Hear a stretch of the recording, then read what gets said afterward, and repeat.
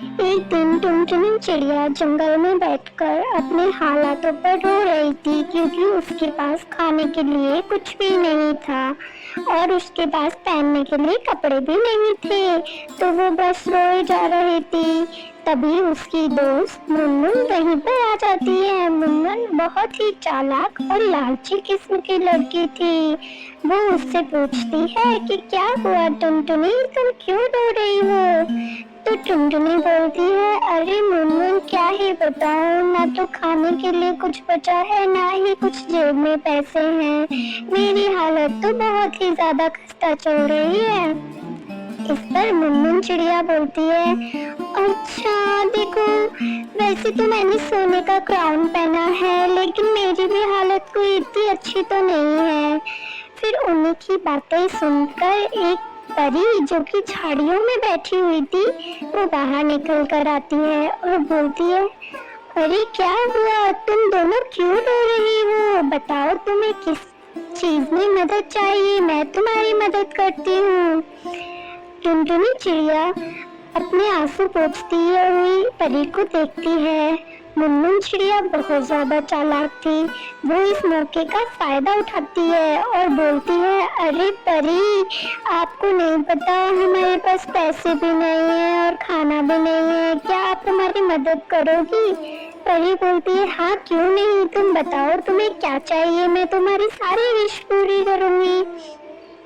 सबसे पहले मुनमुन बोलती है, परी दीदी मुझे ना 5 सोने के सिक्के, एक बोरे भर के अनाज और खाने के लिए बहुत सारा खाना दे दीजिए ना प्लीज। परी बोलती है, अच्छा ये बात है, ठीक है तुम्हें ये सब मिल जाएगा। और सब कुछ उसके सामने आ जाता है। फिर उसके बाद वो टुनटुनी चिड़िया से बोलती है कि तुम्हें क्या चाहिए, तुम बताओ। टुनटुनी चिड़िया कुछ भी सोचती है, फिर बोलती है कि परी दीदी मुझे तो आप एक सिलाई मशीन दे दीजिए। फिर परी उसको देखकर बोलती है, बस तुम्हें सिलाई मशीन ही चाहिए और कुछ नहीं चाहिए? तो टुनटुनी चिड़िया बोलती है, हाँ परी दीदी मैं इसी से सब कुछ ठीक कर लूंगी, आप बस मुझे एक सिलाई मशीन दे दीजिए। परी उसको सिलाई मशीन दे देती है। फिर दोनों परी को थैंक यू बोलती है और अपने अपने घर चली जाती हैं। फिर टुनटुनी चिड़िया अपने घर जाकर सिलाई मशीन का यूज करती है और कपड़े सिलने लगती है।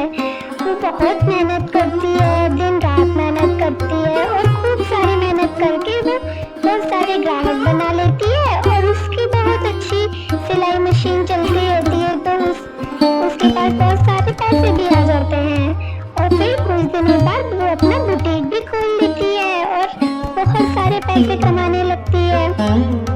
वहीं दूसरी तरफ मुनमुन चिड़िया इतने सारे पैसे आने के कारण बहुत ही ज्यादा आलसी हो जाती है और वो बस बिस्तर पे बड़े बड़े पिज्जा, बर्गर, सैंडविच यही खाती रहती है, जिसकी वजह से कुछ दिनों बाद ही उसके सारे पैसे भी खत्म हो जाते हैं और उसके पास खाने पीने को कुछ नहीं बचता और उसकी तबीयत भी बहुत ज्यादा खराब हो जाती है।